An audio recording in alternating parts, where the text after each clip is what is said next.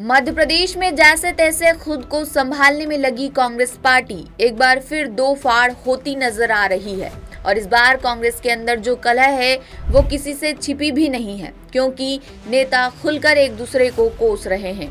शीतला माता बाजार जाकर विधायक पुत्र एकलव्य गौड़ को घेरने में जुटी कांग्रेस अब अपने ही घर में घिर गई है। पहले तो कांग्रेस नेताओं ने जोर लगा दिया कि दिग्विजय शीतला माता बाजार न जाने पाए और जब दिग्गी नहीं रुके तो उनसे शहराध्यक्ष चिंटू चौकसे के साथ साथ दूसरे नेताओं ने भी दूरी बना ली है।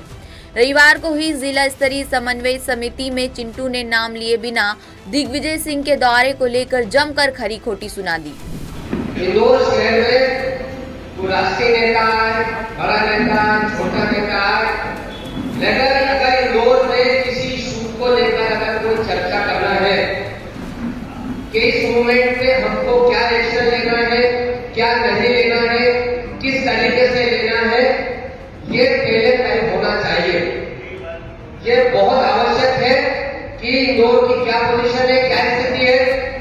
कोई भी नेता आए और बोलेगा मैं यहाँ जाऊंगा, वहां जाऊंगा, ये ऐसा करूंगा, वैसा करूंगा, पहले शहर और जिला अध्यक्ष के प्रभारी जी से, संबंधित विधानसभा के प्रभारी से हम चर्चा करेंगे, उसके बाद ही किसी मूवमेंट को आगे बढ़ाएंगे। ना कि मेरी इच्छा हुई कि मेरे को राजवाड़ा जाना है या मेरे को प्रदेशपुरा जाना है तो मैं जाऊंगा। हमको लोकल स्थिति समझना पड़ेगी, इस पे विचार होना चाहिए। मेरा निर्णय बहुत गंभीर विषय है, इस पे विचार होना ही चाहिए। दरअसल मध्य प्रदेश के पूर्व मुख्यमंत्री और कांग्रेस के राज्यसभा सांसद दिग्विजय सिंह शनिवार को इंदौर के शीतला माता बाजार जाने वाले थे। जैसे ही ये खबर हिंदू संगठनों को हुई, बाजार को भगवा रंग में रंग दिया गया। सारी दुकानों के बाहर भगवा कपड़े लगा दिए गए, यहाँ तक कि दिग्विजय के ऊपर चूड़ियां तक फेंकी गई। अब ऐसा क्यों है कि चिंटू चौक से दिग्विजय से इतने खफा नजर आ रहे हैं? दरअसल चिंटू को शहराध्यक्ष बनवाने में प्रदेश कांग्रेस अध्यक्ष जीतू पटवारी की अहम भूमिका रही है। अब इस मामले में पटवारी और चिंटू की राह दिग्गी से पूरी अलग दिखाई देती है। दिग्विजय सिंह के कार्यक्रम की भनक लगते ही पटवारी और सज्जन सिंह वर्मा एक दिन पहले ही संभागायुक्त से मिलाए और एकलव्य गौड़ पर केस दर्ज करने की भी मांग कर दी।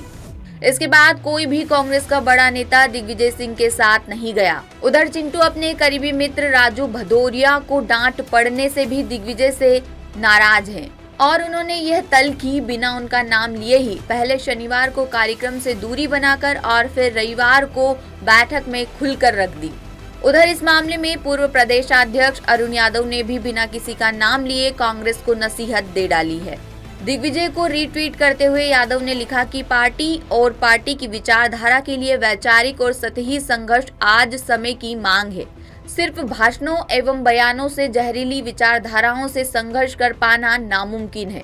सभी को साथ रखकर अपनी विचारधारा को लेकर समन्वय और एकजुटता से हम संघर्ष करेंगे, तभी प्रदेश में हमारी सरकार बनाने का सपना साकार होगा।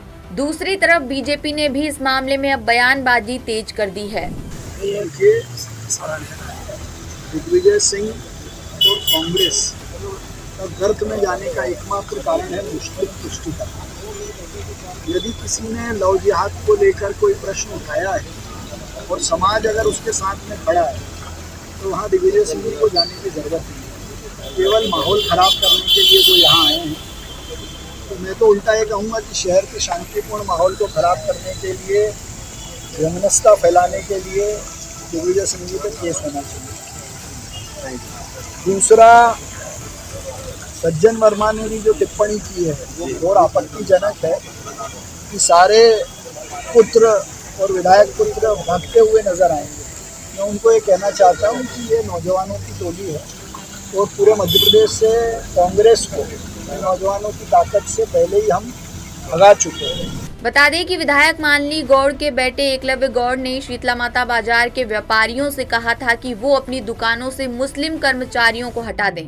गौड़ ने 25 सितंबर तक का अल्टीमेटम दिया था और कहा था कि हमारी बात नहीं मानी तो हम इसे अपने तरीके से निपटाएंगे। दूसरी तरफ मुस्लिम कर्मचारी इसका विरोध कर रहे हैं। अब एक तरफ दिग्विजय बीजेपी को घेरने निकले थे, लेकिन खुद कांग्रेस के अंदर ही घिरते दिखाई दे रहे हैं। इंदौर से ब्यूरो चीफ संजय गुप्ता की रिपोर्ट। लेटेस्ट, इन्वेस्टिगेटिव और इन डेप्थ खबरें देखने के लिए ज्वाइन कीजिए 10 सूत्र का व्हाट्सएप चैनल, सब्सक्राइब कीजिए YouTube चैनल लाइक कीजिए फेसबुक पेज और पढ़ते रहिए वेबसाइट www.dasudr.com।